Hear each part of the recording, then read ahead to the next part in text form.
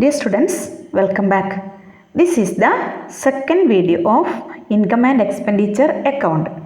Okay, അപ്പോൾ നമ്മൾ ക്ലാസ്സിലേക്ക് കടക്കുന്നതിൻ്റെ മുമ്പേ നിങ്ങൾ ഈ ചാനൽ ഇതുവരെ സബ്സ്ക്രൈബ് ചെയ്തില്ല എങ്കിൽ നിങ്ങൾക്ക് ഈ ക്ലാസ് ഇഷ്ടപ്പെടുകയാണെങ്കിൽ പ്ലീസ് സബ്സ്ക്രൈബ് ചെയ്ത് സപ്പോർട്ട് ചെയ്യുക.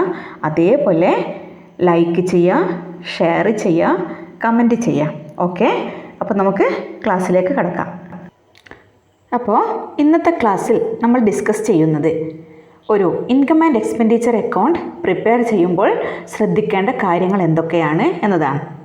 എന്താണ് ഇൻകം ആൻഡ് എക്സ്പെൻഡിച്ചർ അക്കൗണ്ട് എന്നതും അതിൻ്റെ ഫീച്ചേഴ്സ്, അതേപോലെ difference between income and expenditure account and receipts and payments account, ഈ കാര്യങ്ങളൊക്കെ നമ്മൾ ഫസ്റ്റ് വീഡിയോ, അതായത് തൊട്ട് മുമ്പേ ഉള്ള ക്ലാസ്സിൽ ചെയ്തതാണ്.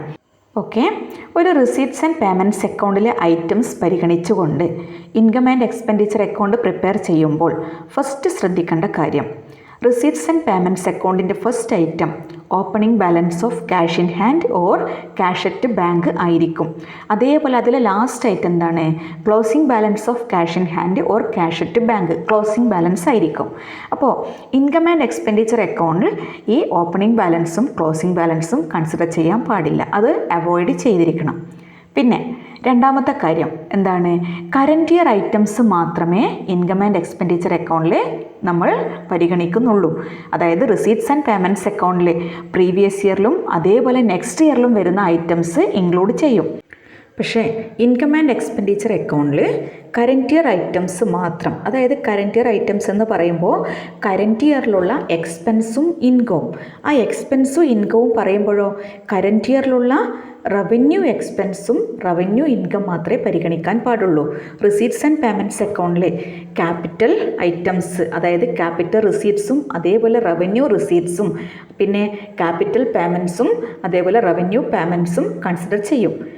ബട്ട് ഇൻകം ആൻഡ് എക്സ്പെൻഡിച്ചർ അക്കൗണ്ടിൽ റവന്യൂ എക്സ്പെൻസും റവന്യൂ ഇൻകവും മാത്രമേ എഴുതാൻ പാടുള്ളൂ.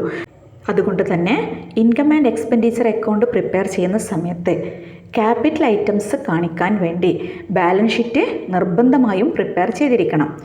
ബട്ട് ഒരു receipts and payments account prepare ചെയ്യുമ്പോൾ അതിൽ ക്യാപിറ്റൽ ഐറ്റംസ്, അതായത് ക്യാപിറ്റൽ റിസീറ്റ്സും അതേപോലെ റവന്യൂ റിസീറ്റ്സും ക്യാപിറ്റൽ പേയ്മെൻറ്റ്സും റവന്യൂ പേയ്മെൻറ്റ്സും ഇൻക്ലൂഡ് ചെയ്യുന്നത് കൊണ്ട് അവിടെ ബാലൻസ് ഷീറ്റ് എന്തല്ല, കമ്പൽസറി അല്ല.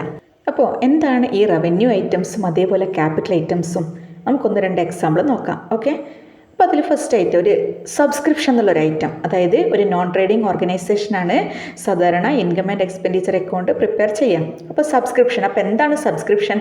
Amount collected from members periodically is called subscription. അതിൻ്റെ മെമ്പേഴ്സിൻ്റെ അടുത്ത് നിന്ന് പീരിയോഡിക്കലി കളക്ട് ചെയ്യുന്ന എമൗണ്ടാണ് സബ്സ്ക്രിപ്ഷൻ. അപ്പോൾ ഇങ്ങനെ ഒരു ഐറ്റം അതെന്താണ്? അപ്പോൾ സബ്സ്ക്രിപ്ഷൻ എന്ന് പറയുമ്പോൾ പീരിയോഡിക്കലി കളക്ട് ചെയ്യുന്നത്, അപ്പോൾ അതെന്താണ്? റെക്കറിങ് നാച്ചറാണ്.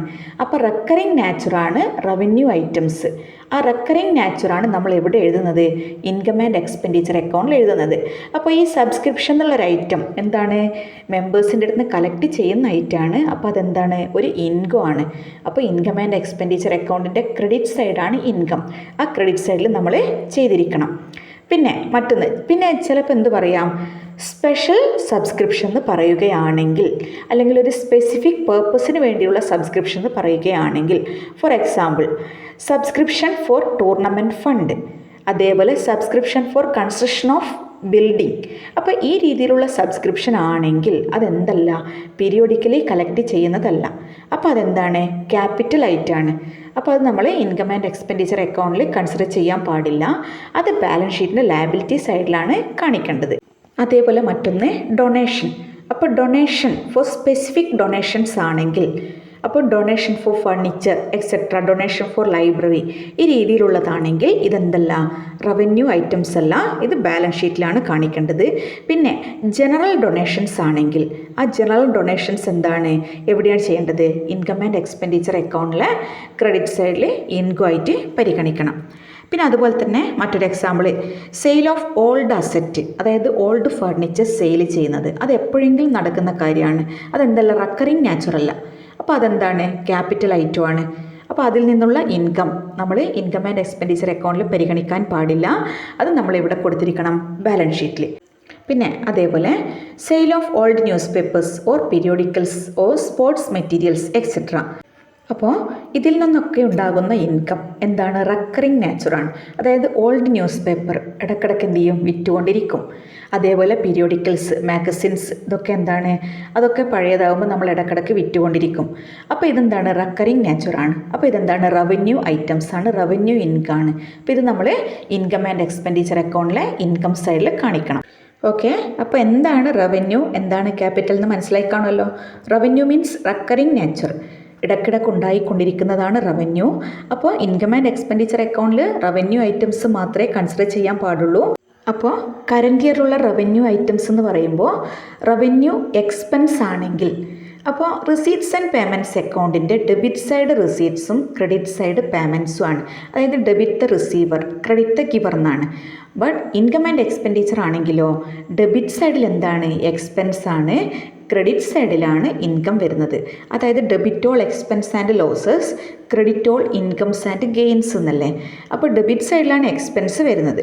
അപ്പോൾ റിസീറ്റ്സ് ആൻഡ് പേയ്മെൻറ്റ്സ് അക്കൗണ്ട് നോക്കി income and expenditure account prepare ചെയ്യുമ്പോൾ റിസീറ്റ്സ് ആൻഡ് പേയ്മെൻറ്റ്സ് അക്കൗണ്ടിൻ്റെ പേയ്മെൻറ്റ് സൈഡ്, ക്രെഡിറ്റ് സൈഡിലുള്ള ഐറ്റംസ് ആണ് നമ്മൾ ഇൻകം ആൻഡ് എക്സ്പെൻഡിച്ചർ അക്കൗണ്ടിൻ്റെ ഡെബിറ്റ് സൈഡിലുള്ള എക്സ്പെൻസ് എഴുതാൻ വേണ്ടി കൺസിഡർ ചെയ്യേണ്ടത്.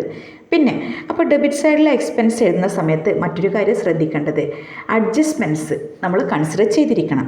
അപ്പോൾ അഡ്ജസ്റ്റ്മെൻ്റ് എന്ന് പറയുമ്പോൾ എക്സ്പെൻസ് ആണെങ്കിൽ ഔട്ട്സ്റ്റാൻഡിങ് എക്സ്പെൻസ്, അതേപോലെ പ്രീപെയ്ഡ് എക്സ്പെൻസ്, ഇതൊക്കെ വരാം. അപ്പോൾ ഔട്ട്സ്റ്റാൻഡിങ് എക്സ്പെൻസ് ആണെങ്കിൽ ആഡ് ചെയ്യാം, പ്രീപെയ്ഡ് എക്സ്പെൻസ് ആണെങ്കിൽ മൈനസ് ചെയ്യാം. ഇനി ഇൻകം ആണെങ്കിലോ റിസീറ്റ്സ് ആൻഡ് പേയ്മെൻറ്റ്സിൻ്റെ ഡെബിറ്റ് സൈഡിലുള്ള റിസീറ്റ്സ് നോക്കിയാണ് ഇൻകം ആൻഡ് എക്സ്പെൻഡിച്ചറിൻ്റെ ക്രെഡിറ്റ് സൈഡിലുള്ള ഇൻകം കൺസിഡർ ചെയ്യേണ്ടത്. അപ്പോൾ ഇൻകത്തിന് എന്താ ഉണ്ടാകുക? ഒന്നുകിൽ അക്രൂഡ് ഇൻകം അല്ലെങ്കിൽ ഇൻകം റിസീവ്ഡ് ഇൻ അഡ്വാൻസ്. അപ്പോൾ അക്രൂഡ് ഇൻകം ആണെങ്കിൽ ആഡ് ചെയ്തിരിക്കണം, ഇൻകം റിസീവ്ഡ് ഇൻ അഡ്വാൻസ് ആണെങ്കിൽ എന്ത് ചെയ്തിരിക്കണം? ലെസ് ചെയ്തിരിക്കണം. അപ്പോൾ ഇതാണ് മറ്റൊരു കാര്യം ശ്രദ്ധിക്കേണ്ടത്.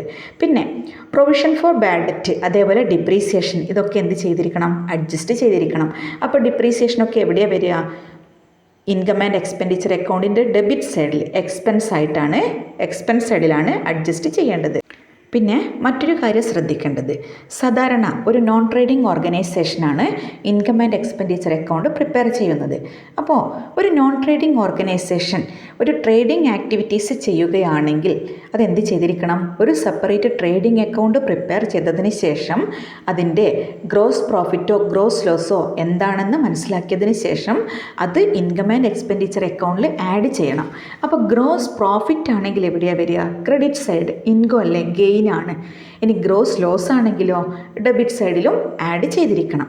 ഓക്കെ, പിന്നെ ലാസ്റ്റ് എന്ത് ചെയ്തിരിക്കണം? ആ income and expenditure account balance ചെയ്യുക. ബാലൻസ് ചെയ്ത് കഴിഞ്ഞാൽ അതിൻ്റെ റിസൾട്ട് ഒന്നുകിൽ സർപ്ലസ് അല്ലെങ്കിൽ ഡെഫിസിറ്റ് ആയിരിക്കും. അപ്പോൾ സർപ്ലസ് എന്ന് പറയുമ്പോൾ എന്താണ്? നമുക്ക് ഗെയിൻ ആണ്. അപ്പോൾ എപ്പോഴാണ് സർപ്ലസ് ഉണ്ടാകുക? ക്രെഡിറ്റ് സൈഡ് കൂടുതൽ, അതായത് ഇൻകം കൂടുതലും എക്സ്പെൻസ് കുറവും. If income exceeds expense, income കൂടുതലും എക്സ്പെൻസ് കുറവുമാണെങ്കിൽ സർപ്ലസും, പിന്നെയോ എക്സ്പെൻസ് കൂടുതലും ഇൻകം കുറവുമാണെങ്കിൽ ഡെഫിസിറ്റ്.